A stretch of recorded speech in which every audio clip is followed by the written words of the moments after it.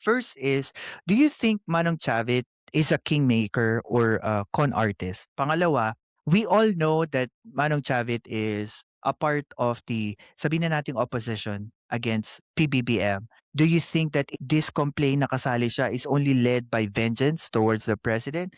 And I think third, sobrang ingay nila ngayon having that complaint na hindi naman nila ni-refile, does it make any more sense for them to talk in public knowing na wala naman silang yagballs to present that complaint again? Yan. So, 3 questions po. 3 questions. First, yung kay Chavez, con artist. Ang tingin ko sa kanya, hindi siya kingmaker. Kung ikaw ay isang kingmaker, tinitignan mo is yung magbe-benefit yung ginagawa, yung pinapasikat mo or yung ginagawa mong so-called king. 'Di ba? Magbe-benefit siya ng maganda, ng maayos para nga umangat siya, inaangat mo siya. Hindi yung hinihila mo pababa.